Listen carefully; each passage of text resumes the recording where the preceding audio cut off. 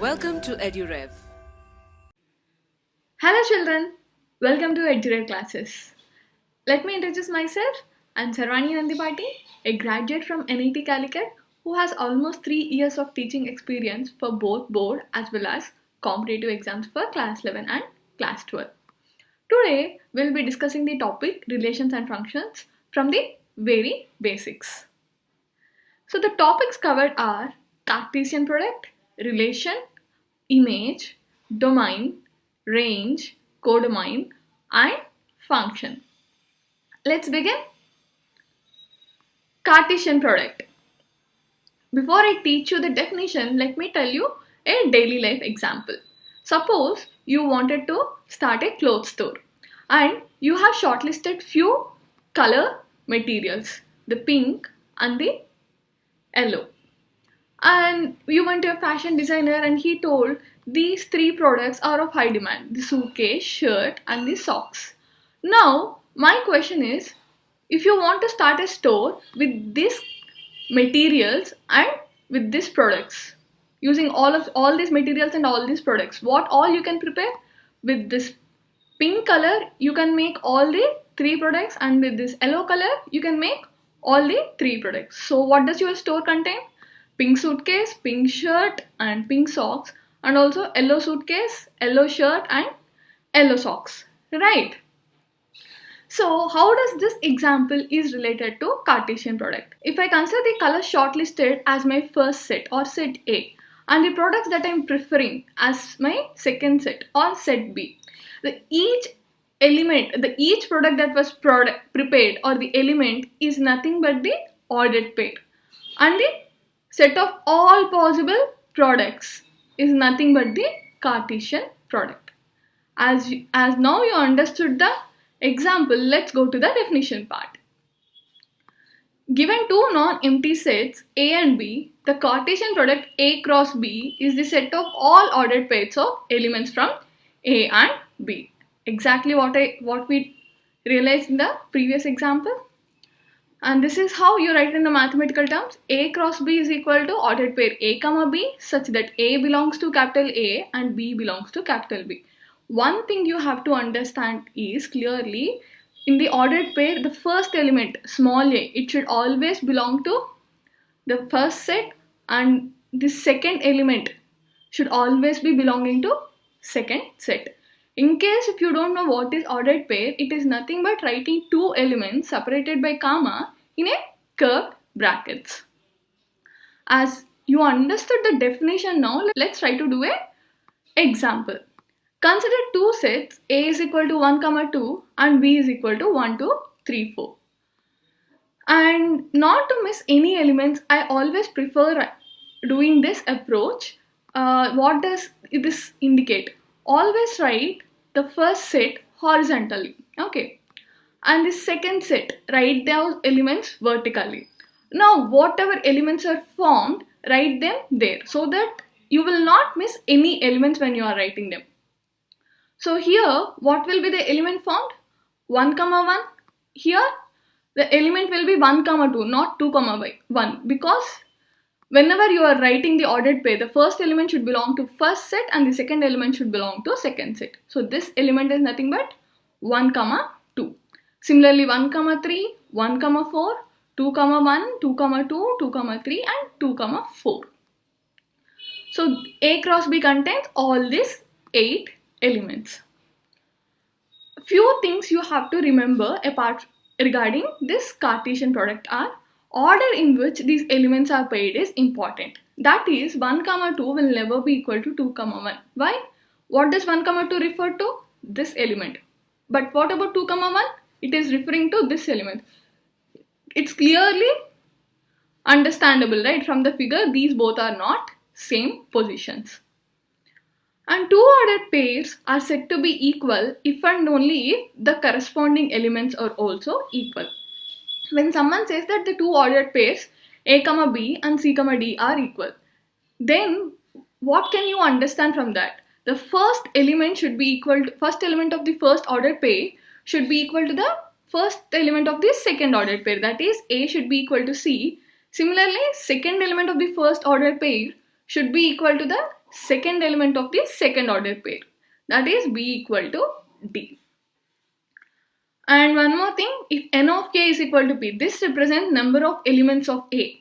If n of A is equal to p and n of b is equal to q, then number of elements of A cross B is equal to PQ. So they are telling if the first set has P elements and the second set has Q elements, the total number of elements in the set A cross B will be P into Q. If you want, you can check here. How many elements A has? 2. How many elements B has? 4. So based on the definition, how many elements A cross B should have? 2 into 4, that is 8. And it's pretty clear that there are only 8 elements here. Assuming that you understood, I'm moving on to the next slide.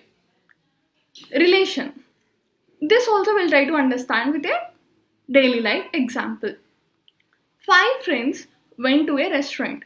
Their names are Sarvani, Charita, Pavani, Bhagya and Sahana. So, the items that are available in the menu are ice cream, chocolate, sandwich, burger and cookies. What each person can order? It's their choice. Like Sarvani can order all the 5, Charita can order all the 5. Similarly, all the 3 can also order all the 5 products that are there in the menu. What will all those possibilities give us? Cartesian product. But the restaurant was very new, it seems, so they are actually running an offer. What was that offer?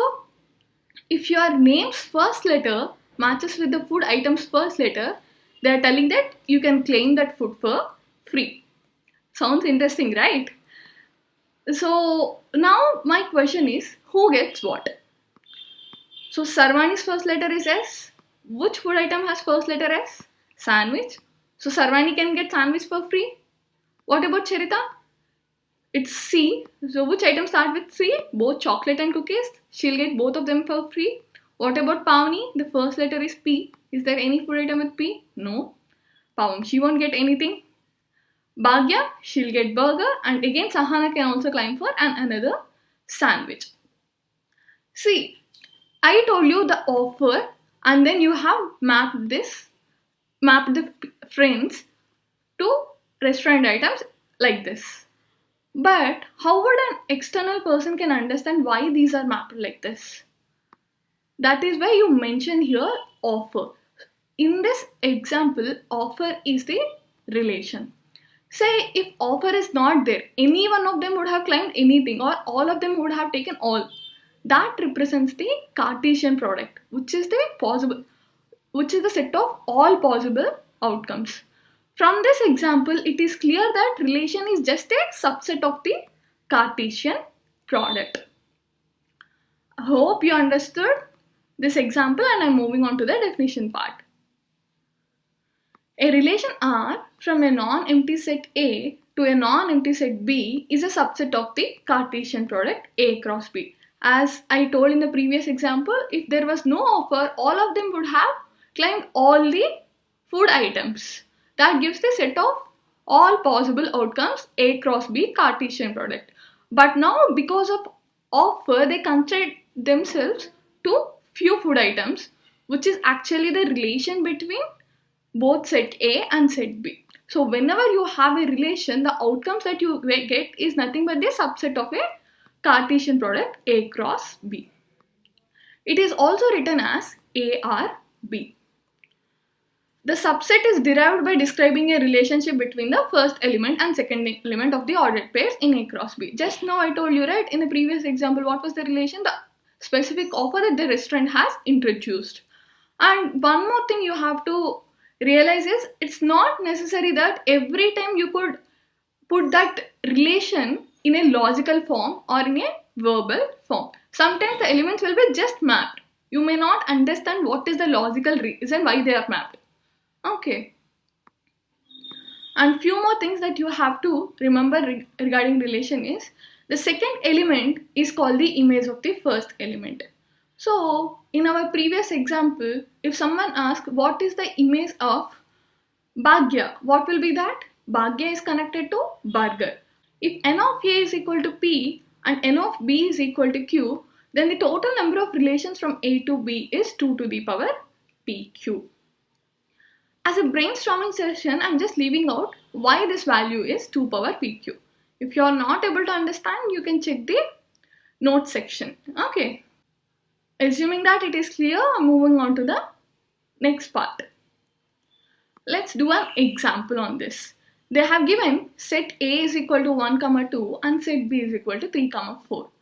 Find relation from A to B if it is defined as y is equal to x plus 2. Find the number of relations from A to B. These are the two questions. First, we'll start with the first question. So what was the relation they have told? Y is equal to x plus 2.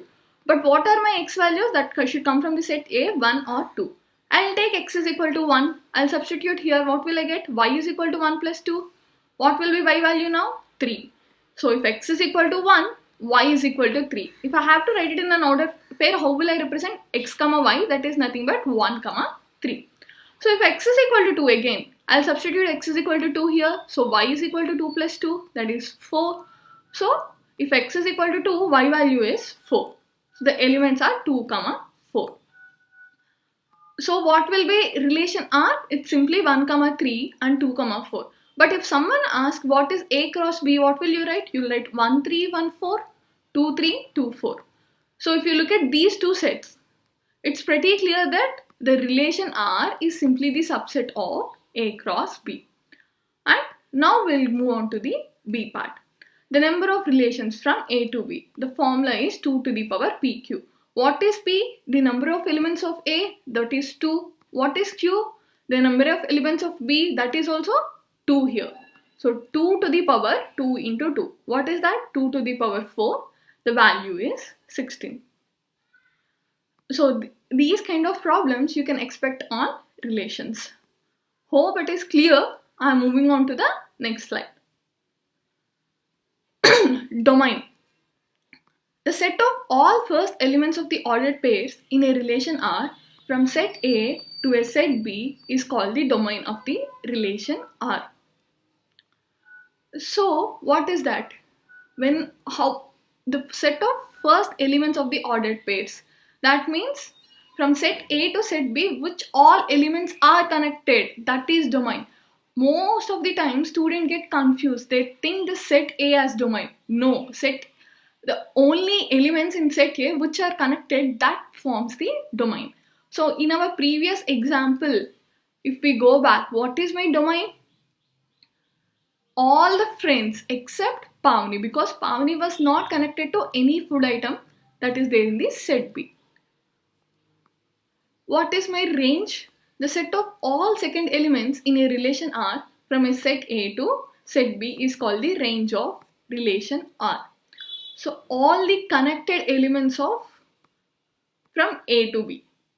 If I again go back to my previous example, that restaurant example, what happens?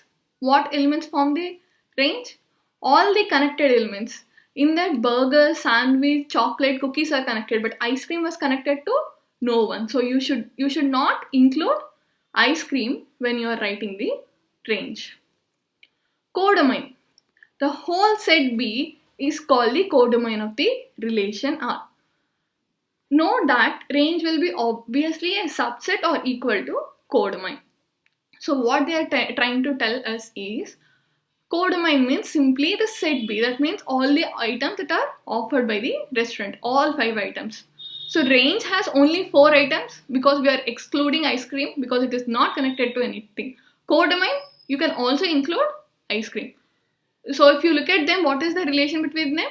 Range is always a subset to codomain, or it can be equal to codomain also. I am assuming that the concept is clear and moving on to the example part. Example, let A be set of all elements from 1 to 14. Define a relation R from A to A where R is equal to ordered pair x comma y such that 3x minus y is equal to 0, where x comma y belongs to A. Write down its domain, codomain and range. What is the image of 4? So let's go to the solution part. Is this the relation given? Yes. And here both set A and set B belongs to A only. So given A or A is equal to x comma y such that 3x minus y is equal to 0, both x and y belongs to set A. They didn't take two sets, they took both the sets as A only.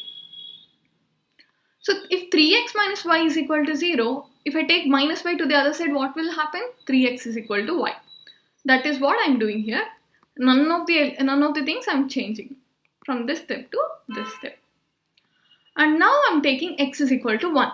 What is the relation between y and x? Y is equal to 3x. I'll substitute x value here. So what will I get? Y is equal to 3 into 1, that is 3. So if x is equal to 1, y is equal to 3. That means the ordered pair 1, 3. Similarly, if x is equal to 2, what will be y? 3 into 2, that is 6. So ordered pair 2, 6. If x is equal to 3, what will be my y?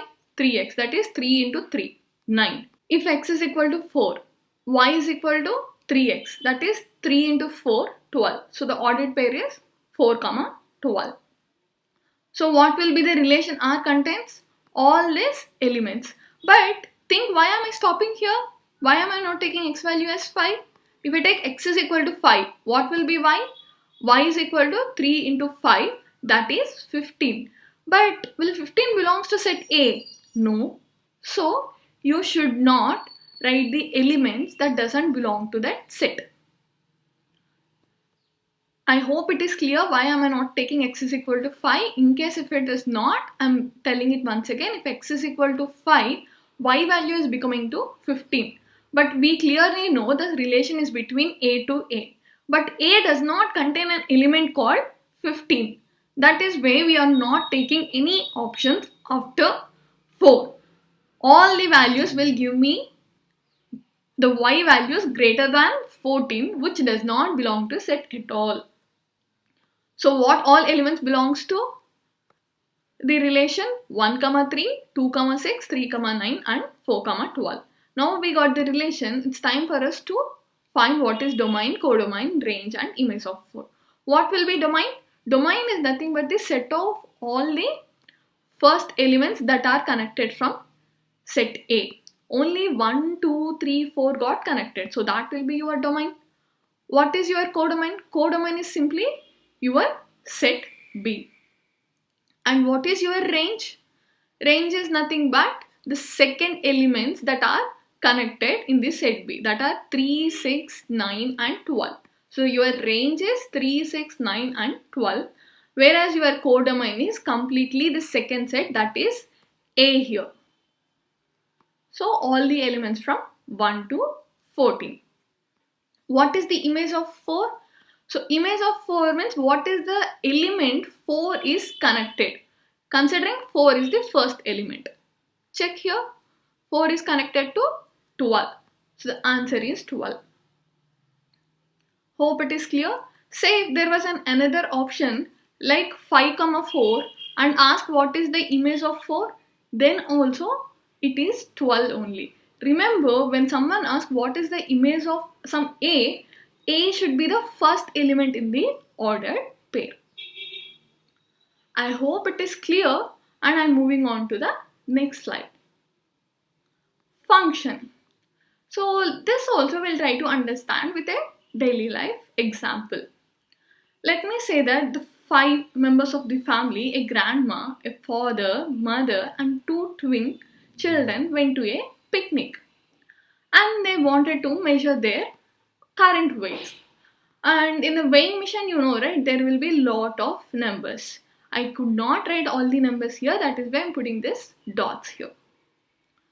So now my task is which weight will be corresponding to which person. They have measured and granny's weight was around 54, dad's was 72, mom's was 64 and coincidentally 2 twin sisters also have the weight as 25. Now if someone sees this, why they are mapped to this? Why these people are mapped to this? What is the relation? That is nothing but weight.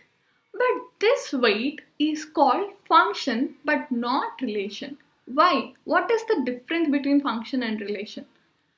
Function is also a specific type of relation, but it will satisfy some other properties which relations doesn't do. Like most of the relations doesn't do. For every input value, there should be an output. That means, let's come back to the example. If someone stands on the weighing machine, it will definitely show a output. If someone stands on the weighing machine, it will definitely show us a weight. Whether it is correct or not, keep it aside. But it will show us a weight. So whoever stands there, they'll get an output.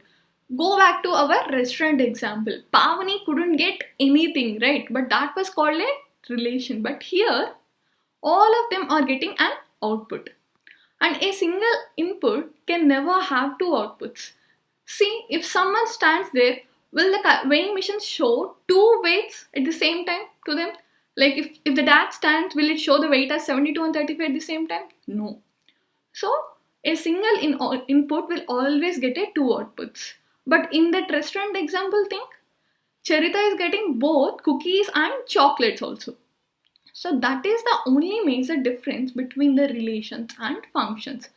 Functions, for every input there should be an output, and a single input will never have two outputs. So this is the important takeaways from this slide. I am moving on to the definition part. A relation f from set A to set B is said to be a function if every element of set A has one and only one image in set B. That's what. One input should have one output. That's what this sentence means. A function f is a relation from a non-empty set A to a non-empty set B such that the domain of f is A. See what is happening? Every input is getting an output. That means all the first elements in the set A are connected to some or the other elements in set B. So if all the elements are getting connected, the domain will become simply the first set, that is A. And no two distinct order pairs in F have the same first element. Again, a single input will never have two outputs. That is what this sentence means. And few more important things that you have to memorize are: the function f from A to B is denoted by f is from A to B. This, when you look at this symbol, that is how you are supposed to read. F is from A to B. The first element is called the pre-image of the second element. So in case if someone asks in the previous example, what is the pre-image of 54? That means whose weight is 54? It is nothing but Granny. So Granny is the pre-image of 54. If n of A is equal to P, n of B is equal to Q, number of functions from A to B is Q to the power P. Now we got three formulas. First, what will be the number of A cross B or number of Cartesian products that can be found from A to B? Simply P into Q. If someone asks what is the number of relations that can be found from A to B, that is 2 to the power PQ. So what are the number of functions from A to B? Q to the power P. Clear? So if someone asks what will be the number of relations that are not functions from A to B, so you will find the total relations and you will subtract the functions. It is nothing but 2 to the power PQ minus Q to the power P. These kind of questions can be asked in the competitive exams. I am ending today's video here. In the next video, I will be covering important functions and also the algebra of functions. If you want to look at this summary, you can refer the note section. And also you can attempt the tests that were prepared by NCERT experts through EduRev Infinity. You have almost 10,000 questions to practice, and all these tests, whatever you attempt, you will get the national-wide ranking so that you can know where you actually stand. You can analyze yourself better and improve your performance. In case if you haven't taken the EduRev Infinity subscription, do it today. Thanks for staying tuned. All the best.